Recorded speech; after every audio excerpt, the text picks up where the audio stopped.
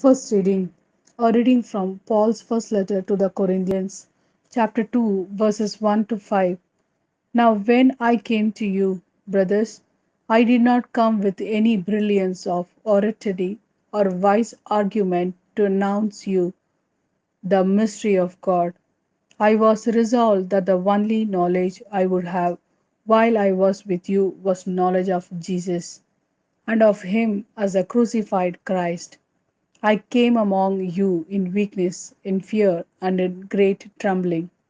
And what I spoke and proclaimed was not mean to convince by philosophical argument, but to demonstrate the conceiving power of the Spirit, so that your faith should depend not on human wisdom, but on the power of God.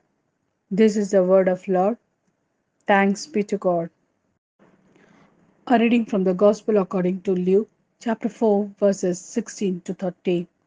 He came to Nazareth, where he had been brought up, and went into the synagogues on the Sabbath day, as he usually did.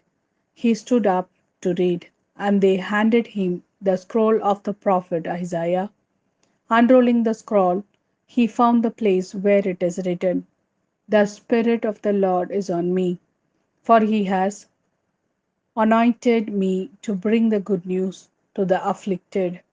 He has sent me to proclaim liberty to captives, sight to the blind, and let the oppressed go free, to proclaim a year of favor from the Lord." He then rolled up the scroll, gave it back to the assistant, and sat down. And all eyes in the synagogues were fixed on him. Then he began to speak to them. This text is being fulfilled today, even while you are listening.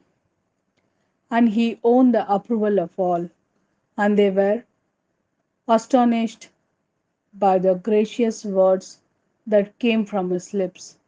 They said, "This is Joseph's son, surely." But he replied, "No doubt you will quote me the saying, 'Physician, heal yourself and tell me.' We have heard all that happened in Capernaum. Do the same here in your own country." And he went on, "In truth I tell you, no prophet is ever accepted in his own country. There were many widows in Israel, I can assure you, in Elijah's day, when heaven remained shut for 3 years and 6 months, and a great famine raged throughout the land. But Elijah was not sent to any one of these. He was sent to the widow at Zarephath, a town in Sidonia. And in the prophet Elisha's time, there were many suffering from virulent skin disease in Israel, but none of this was cured, only Naaman the Syrian.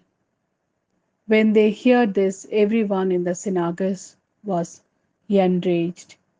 They sprang off their feet and hustled him out of the town, and they took him up to the brow of the hill their town was built on, intending to throw him off the cliff.